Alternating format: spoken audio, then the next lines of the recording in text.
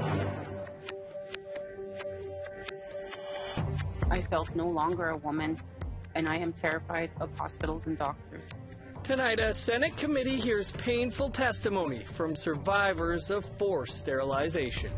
Half of the camping grounds in Quebec are better equipped than Kitsusaki.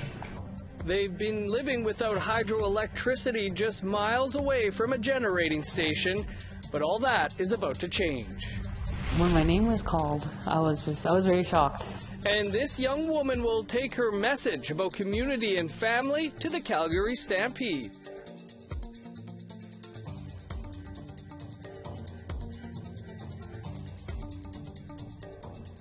Good evening, I'm Dennis Ward. Welcome to APTN National News. A Senate Committee on Human Rights heard the painful stories of a group of Indigenous women Monday evening. The women are survivors of forced sterilization. APTN's Fraser Needham has more. There are no words to describe the violation and powerlessness of having your cultural identity as a woman essentially sterilized. This terrifying experience left a void inside of me. I felt no longer a woman, and I am terrified of hospitals and doctors. I didn't say anything to anybody because I thought no one would believe me. I felt empty with my maternal instinct and God-given ability to bear life cut and ripped from me. These are just a few snapshots of the horrific stories shared by Indigenous women who were forced into sterilization against their will by hospital staff and social services workers. The women told the Senate committee the sterilization was done without consultation or choice, usually just after they had given birth and were most vulnerable, with scars lasting a lifetime. Witness Morningstar Mercury told the committee countless Indigenous people have been subject to forced sterilization for generations. It is my opinion that we will never adequately be able to determine the numbers of women and men, girls and boys that were sterilized in residential schools and in Indian hospitals. Senator Kim Pate said the stories she heard meet the test for criminal prosecution. In this case, my hearing of what you've described already violated criminal law. You were assaulted. You were sexually assaulted. It was also contrary to the medical codes of the doctors and nurses, all the medical professionals. It violated your human rights, and yet there's been no accountability. The 2021 Senate report recommended a House of Commons committee further study this issue, with the goal of finding solutions to stop the practice. Fraser Needham, APTN National News, Ottawa. Now to the woods of Western Quebec, to the Algonquin community of Kitsusaki, where an electrifying development deal is set to change day-to-day life for good for community members. Here's Lindsay Richardson with that story. You can't hear much when night falls in Kitsusaki except the low hum of diesel generators. For decades, the community's lived off the electrical grid, but that's about to change. Half of the camping grounds in Quebec are better equipped than Kitsusaki. They're open 6 months a year. These Anishinaabe from Kitsusaki live in Kitsusaki all year long. So to me, it's a situation that is totally unacceptable. That's where the Animiki Ishkote project comes in, named using the Anishinaabe term for electricity. They've been too patient for too long, says Sophie Brochu, president of Hydro-Quebec. So Hydro will be footing the bill to build a 25 kilovolt electrical line through Kitsusaki. Kitsusaki is not a recognized reserve. They rely on costly generators to provide 5 to 7 hours of power per day. So Quebec's Indigenous Affairs Ministry will also step in to make sure their facilities are modernized. And I was quite, I'm going to say surprised, but quite shocked, knowing that this happened in our backyard, and a lot of Quebecers don't even know about it, to be honest. Though it'll be a long-winded process, residents like Jimmy Papati are already excited. For years, Papati's used Facebook as a way to connect outsiders to the daily realities of Kitsusaki living. Quand je vais avoir ma première facture d'électricité, ça va me faire plaisir de le payer. Je vais prendre ma facture, je vais le faire laminer, là, puis le mettre dans mon mur. Il faut dire que 2000, dans le fond, c'est une journée que ça, 2000. On est en 2022, le 2 mai, puis on annonce, tu sais, pour les gens de la communauté qui, aux autres, ils disent, c'est enfin, on va l'électricité, c'est fini, les générateurs, ça... It's ironic that a community literally down the street from hydro infrastructures waited so long for electricity. In a statement for the occasion, Federal Indigenous Affairs Minister Patty Haiju called access to electricity a fundamental need. Kitsisakik's chief agrees. Aujourd'hui, on vient quand même de régler une situation qui est majeure de l'électrification. Parce que là, veut pas, là, avec les conditions climatiques qu'on vit à ce temps-ci, le froid qui est intense et ainsi de suite. Je pense qu'on vient de au moins sécuriser nos membres pour les 5 par rapport à l'électrification. Groundbreaking on the project will begin this summer. Come 2025, Kitsisakik will no longer be left in the dark. Lindsay Richardson, APTN National News, Kitsusaki, Quebec. Thanks, Lindsay. We always want to hear what you have to say about anything you see here. Here's how you can continue the conversation. You can send us your emails to news@aptn.ca or leave a comment on our website. That's aptnnews.ca. You can also find us on Facebook, Twitter, Instagram, YouTube, and TikTok. Follow APTN News to join the conversation and see our latest stories. The British Columbia government is the first in North America to introduce an Anti-Racism Data Act. The province says the new legislation was co-developed with Indigenous leaders. APTN's Lee Wilson has more. Leaders from the BC government introduced the Anti-Racism Data Act at a press conference. It aims to use data collection to help fix gaps in government programs and services.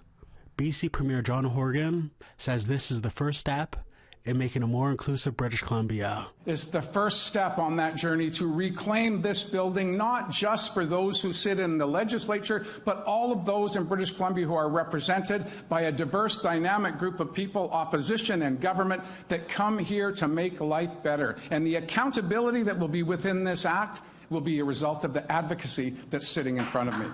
The new legislation was co-developed with Indigenous leaders under the Declaration of Rights of Indigenous Peoples Act. Regional Chief Terry Teegee of the Assembly of First Nations says it will benefit First Nations and all British Columbians. I'm pleased and encouraged to see the legislation introduced today. This legislation will benefit First Nations and all British Columbians as we strive towards a more inclusive and equal society. Lee Wilson, APTN National News, Kitimat. Time for a quick break. Coming up, we'll take you on set of a new movie being filmed in Manitoba's Interlake. Stay with us.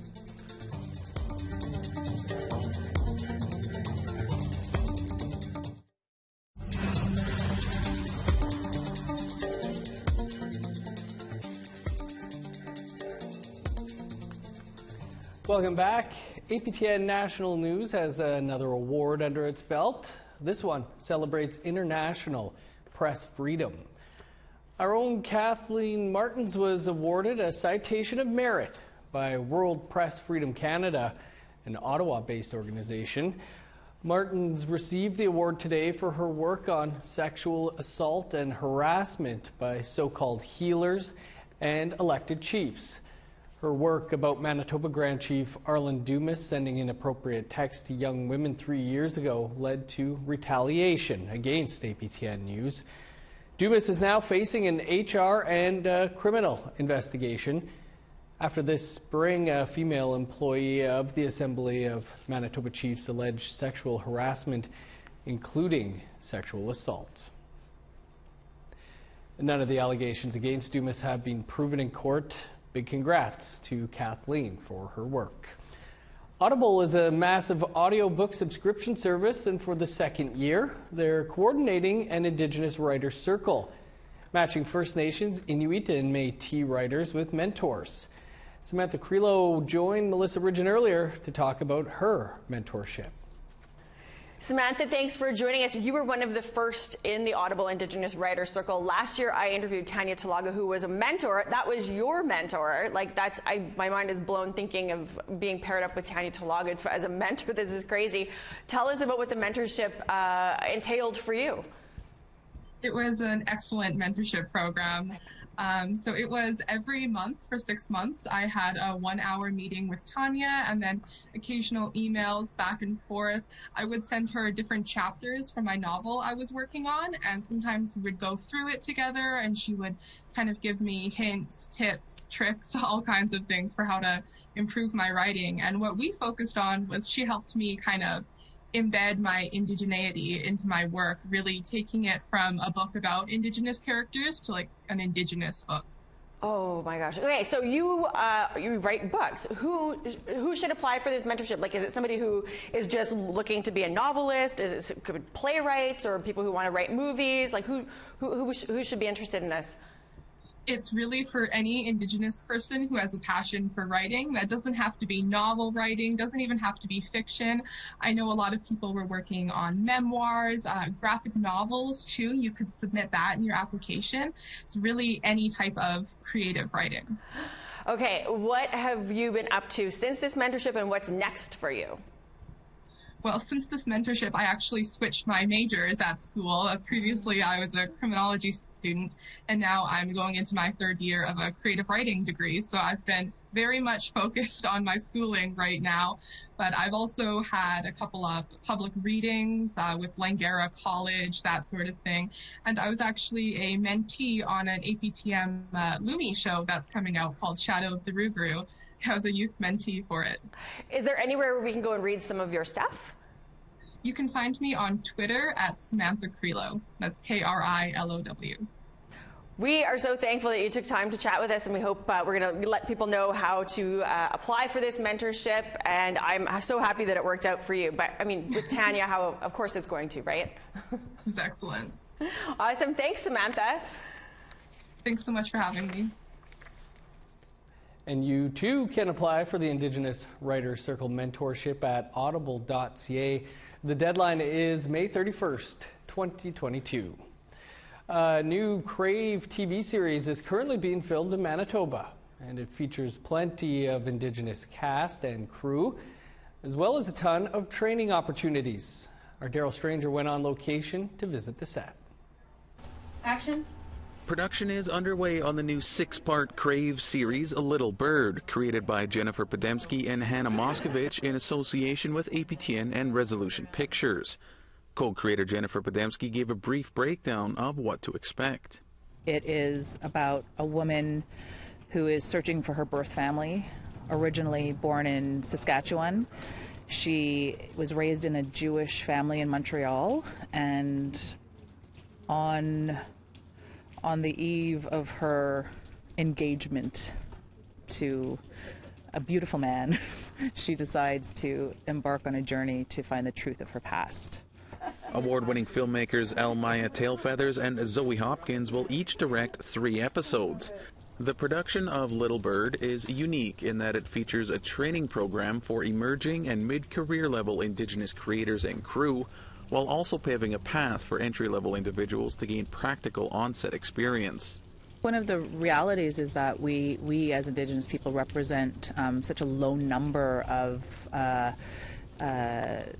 the workforce in the film industry, and that's due to a variety of reasons. But one of the things I think that's important to recognize is that training is a big part of building capacity, and in order to really make a place for ourselves in the industry, training is at the center of that effort. Jamie Felix is one of the actors and crew members part of the training program. He says it's a great way to get an overall feel for the industry. I know I'll be doing lighting, so I'll be learning about the lighting, and I'll see how all the cameras are set up. I'll be like in the back watching everybody do their work while I'm just like watching, right? So it's just I'm learning a little bit here and there, and then just by speaking with everybody on how do you do this, how do you do that, and they're teaching me a little bit there, a little bit there, and it's just like, oh, nice. And even knowing people too is like, oh, what do you do here? And then like, oh, I do this. And it's like, oh, okay, that's nice, man. Filming is expected to wrap up this summer, and Little Bird is aimed for a release sometime in 2023. Daryl Stranger, APTN National News, Winnipeg. Jen Podemsky and Elmaya working on the same project. Sounds like a winner to me. Time for one more quick break. Still to come, a traditional dancer from Kitsusaki Nation has been crowned First Nations Princess for the Calgary Stampede. Being the First Nations Princess, I think it's an opportunity to share even more information and my culture, my ways, and family stories.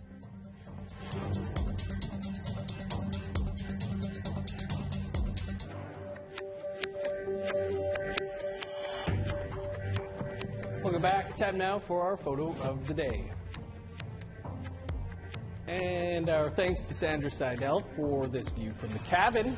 This was the scene from West Hawk Lake in southeastern Manitoba. With warmer temperatures on the way in Manitoba and ice still on that lake, we can expect more melting on the way soon.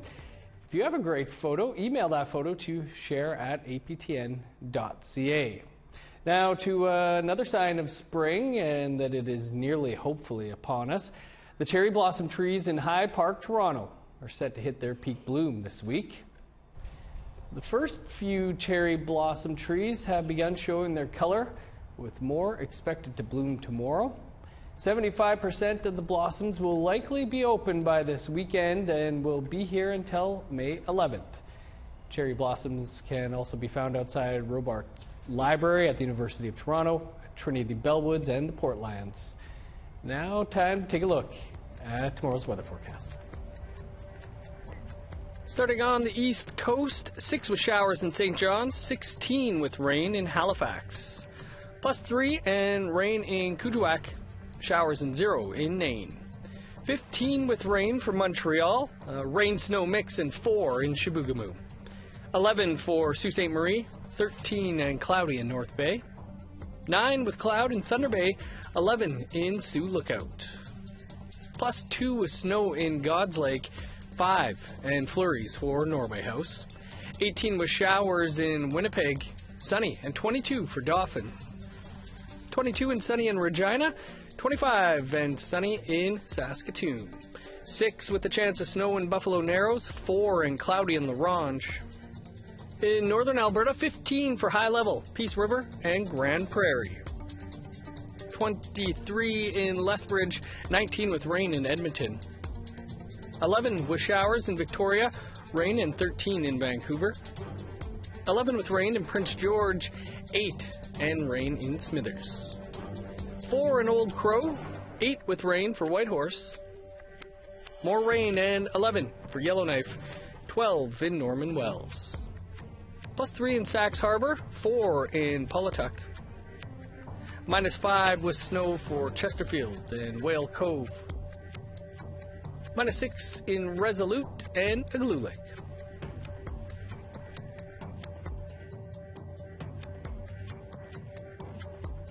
The Calgary Stampede is just 2 months away, and Tamara Pimentel met with the newly crowned First Nations Princess for that Stampede. She brings us this story about Indigenous involvement in the event. Being crowned the First Nations Princess for the Calgary Stampede has always been a dream for Sikathanaki Lohorn. When my name was called, I was very shocked. My late teens saw that all these wonderful women be the princess, and being able to represent my family what kind of attracted me to apply for the role. A traditional dancer from Kitsusaki Nation, the role as First Nations Princess also makes Lohorn an ambassador for the Stampede, specifically for the teepee camp that has been occupied by Treaty 7 for generations. Her adopted grandparents have had their teepee here for as long as she can remember. Being able to be the ambassador, I feel like there's not a lot of those opportunities for Indigenous people, especially in a city like Calgary. I think there definitely needs to be a lot more opportunities like this for Indigenous women and young Indigenous youth. Being the First Nations Princess, I think it's an opportunity to share even more information and my culture, my ways, and family stories. To become the First Nations princess, public speaking and cultural knowledge come into play. And Lohorn is a natural storyteller with a ton of background on the Stampede. The 27-year-old is currently attending the University of Calgary as a fine arts graduate student. She wrote her thesis on Blackfoot cowboys and their involvement in what is called the greatest show on earth. It started with founder Guy Wiedek. Guy Wiedek really advocated for the Blackfoot people and the Treaty 7 people to be a part of the Stampede. You know, he went out of his way to write letters to the government, talk to Indian agents, and you know, he really allowed us that opportunity to come, to leave the reserve and come into the city and participate. From the teepee village to the rodeo, Treaty 7 now plays a major role in the Stampede. Leading up to the opening parade in July, Lohorn will attend events throughout the city along with Princess Jenna Peters. The pair will speak publicly, and Lohorn will have the chance to share her family's story. Tamara Pimentel, APTN National News, Calgary. Well, it was time to say goodbye to a legend today. Hockey superstar and national hero Guy Lafleur was remembered today at his funeral in Montreal.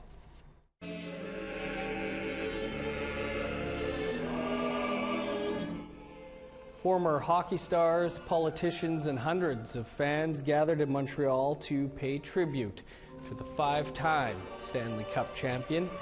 Fleur passed away on April 22nd of lung cancer at 70 years of age. The Hockey Hall of Famer was remembered as a man who lived life to its fullest. A new episode of Face to Face is coming up right after the news. Our guest tonight is Georgianne Morisseau, a member of Thunder Bay's Embattled Police Services Board and a former chief of Fort William First Nation. She's filed a human rights complaint against members of the board and high-ranking members of the police service, some of who are the focus of a criminal investigation by the Ontario Provincial Police. Morisseau says she is concerned for her personal safety.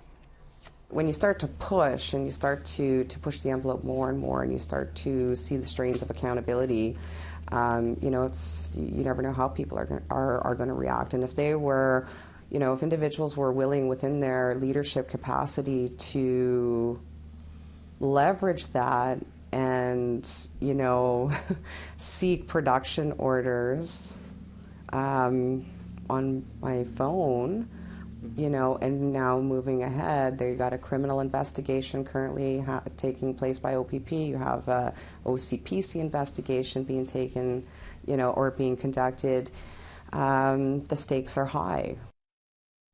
And you can watch our entire interview with Georgianne Morisseau on Face to Face in less than 2 minutes' time. That is all the time we have for your APTN National News for this Tuesday. For news anytime, visit our website, aptnnews.ca, and be sure to join us live tomorrow at 3 p.m. Eastern Time when Melissa puts Indigenous influencers in focus. I'm Dennis Ward. Thanks for being with us. Have a great night.